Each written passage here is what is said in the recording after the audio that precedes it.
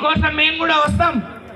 ఇవాళ మీ భుజాల మీద తుపాకులు పెట్టి మమ్మల్ని కాల్చేవాళ్ళు తెల్లారి టార్గెట్ మీరే మిమ్మల్నే కాలుస్తారు. మీరు భూమి పుట్టినప్పుడు పుట్టారా? మేము పుట్టలేదా? అందరం కలిసే కదా పుట్టాం. ఆ రోజు సమైక్య రాష్ట్రంలో తెలంగాణ ప్రాంతాన్ని కలిపినప్పుడు 20 ఏళ్ళు నష్టపోయినాం. ఆంధ్ర ప్రాంతంలో ఉండే మా లంబాడి బిడ్డలకు ఎరుకల యానాదికి 56లో రిజర్వేషన్ వస్తే మనకు 76లో వచ్చింది. అప్పుడే 20 ఏళ్ళు నష్టపోయినాం. ఆ రోజు కొంతమంది జాతి బిడ్డలు పోయి పోరాటం చేస్తే వాళ్ళు తీసుకొచ్చిన ఫలాలు మనం అనుభవిస్తున్నాం. ఈ పోరాటం ఇక్కడితో ఆగకూడదు. ఇవాళ ఎవరో తీసేస్తారు. ఎవరు తీసేస్తే ఆగేది కాదు.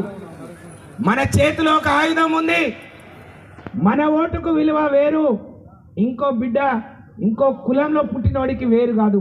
అందరం సమానం కాబట్టి మనల్ని ఎవరు ముట్టుకోరు, మన జోలికి ఎవరు రారు.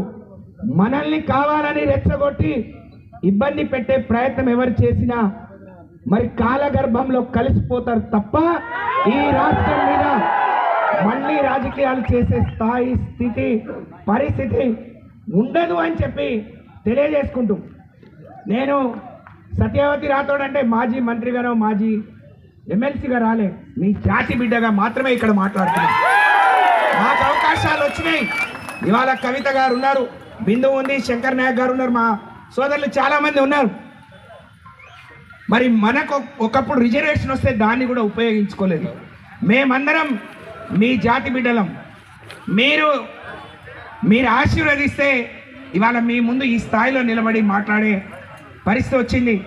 ఇవాళ రేపు రాబోయే రోజుల్లో సర్పంచ్లుగా, ఎంపీటీసీలుగా, జెడ్పీటీసీలుగా ఎవరికే అవకాశం వచ్చినా అవకాశం ఉన్న కాడల్లా మనకు మనం పంచాయతీ పెట్టుకొని విడిపోకుండా ఒక్క తాటి మీద నడుద్దాం.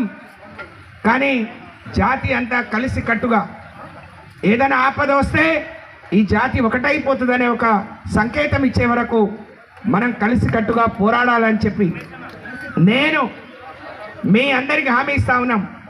మన తరఫున కూడా తప్పకుండా సుప్రీంకోర్టులో ఒకళ్ళు ఇంప్లీడ్ అయిదాం.